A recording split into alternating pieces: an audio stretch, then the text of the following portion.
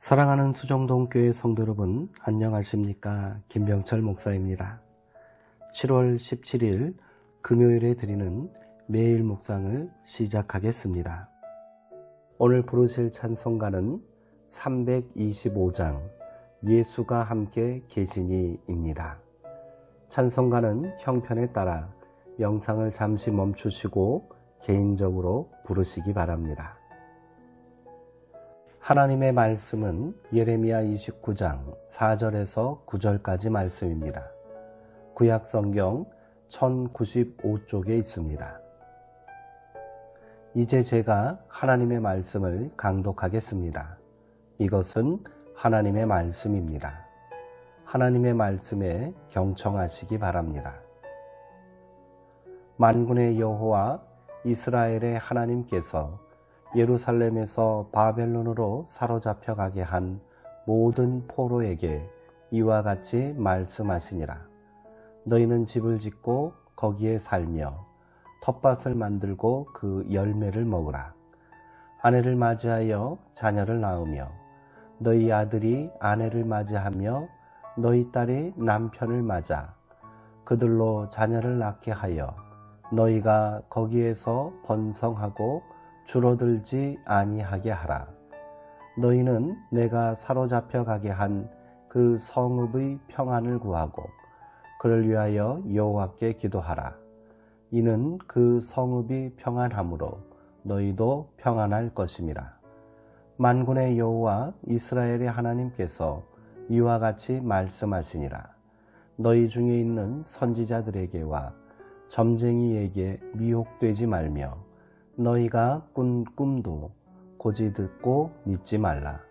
내가 그들을 보내지 아니하였어도 그들이 내 이름으로 거짓을 예언함이라. 여호와의 말씀이니라. 아멘. 축복의 소명이라는 제목으로 묵상 말씀을 나누도록 하겠습니다. 예레미야는 바벨론에서 포로 생활을 하고 있는 동족들에게 격려의 편지를 보냈습니다. 타향도 정이 들면 고향이라지만 나라를 잃어 천덕꾸러기 신세인 그들에게 세상은 적대적일 뿐이었습니다. 그들은 복역의 때가 끝나 고국으로 돌아갈 날만을 학수고대하며 살고 있었습니다. 그들의 일상은 고통 그 자체였습니다. 조롱하는 눈빛에 상처를 입고 무시하는 말투에 마음 상하고 물리적인 폭력에 시달렸을 것입니다. 가진 것이 없다고, 지켜줄 나라가 없다고 마치 인격이 없는 사람처럼 취급을 당했을 것입니다. 분하지만 상황을 바꿀 힘조차 없었습니다. 그들을 향해 예레미야는 말합니다. 너희는 그곳에 집을 짓고 정착하여라. 과수원도 만들고 그 열매도 따먹어라. 너희는 장가를 들어서 아들, 딸 낳고 너희 아들들도 장가 보내고 너희 딸들도 시집 보내어 그들도 아들, 딸을 낳도록 하여라. 너희가 그곳에서 번성하여 줄어들지 않게 하여라. 예레미야는 뿌리 뽑힌 백성들에게 속히 자유의 몸이 될 것이라는 헛된 꿈을 버리고 현실에 충실하라고 권고하고 있습니다.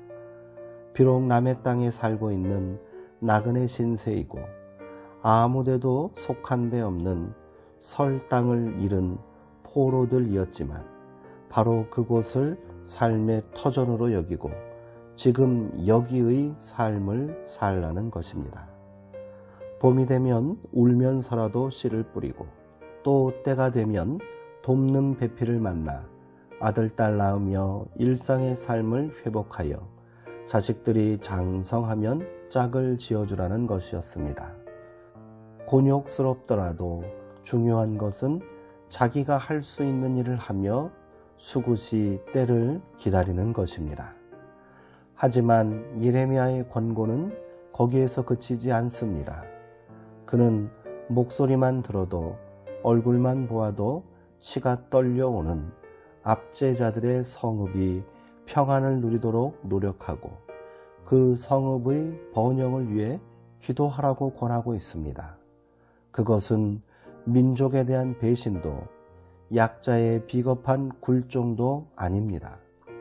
그들에게 무엇보다도 중요한 것은 살아남는 것이었습니다. 제사장들이 바벨론에서 기록한 창조 이야기에서 하나님은 사람에게 생육하고 번성하여 땅에 충만하여라 라고 축복하셨습니다. 마음의 이는 중오심과 원망의 노예가 되어서는 안 됩니다. 승자의 오만한 여유를 즐기는 이들보다 더 큰 정신의 힘을 보여주어야 합니다. 그게 이기는 길이고 사는 길입니다. 애굽에 팔려간 요셉, 바벨론의 포로로 끌려간 다니엘과 세 친구는 하나님이 주신 지혜를 활용하여 살아남았습니다. 어느 곳에서 무슨 일을 하든 그리스도인의 소명은 누군가에게 축복이 되는 것입니다. 내가 여기 있다는 사실이 누군가에게 힘이 되고 위로가 되고 소망이 된다면 얼마나 고마운 일입니까? 믿음의 사람들은 누구라도 다가가 친밀하게 머물고 다른 이들의 말에 귀를 기울이고 또 편하게 자기 이야기를 나눌 수 있는 우정의 공간을 만드는 일에 마음을 써야 합니다. 기도하시겠습니다. 하나님, 삶의 무게가 우리를 짓누를 때마다 마음속 깊은 곳에 숨어 있던 의심이 머리를 듭니다. 하나님은 전능하신가? 하나님은 선하신가? 하나님은 과연 우리를 사랑하시는가? 우리가 겪고 있는 시련을 못 본 채 하시는 하나님이 원망스럽기도 했습니다. 그러나 주님은 우리에게 일상의 삶을 충실히 살아내라고 명령하십니다. 땅의 현실에 충실할 때 비로소 하늘에 이르는 길을 발견할 수 있다고 말씀하십니다. 이제 허둥거리던 발걸음을 멈추고 오늘의 삶 속에 하늘을 끌어들이며 살겠습니다. 그렇게 우리가 소망이 되며 살겠습니다. 믿음 없는 우리를 긍휼히 여겨 주옵소서. 예수님의 이름으로 기도합니다. 아멘.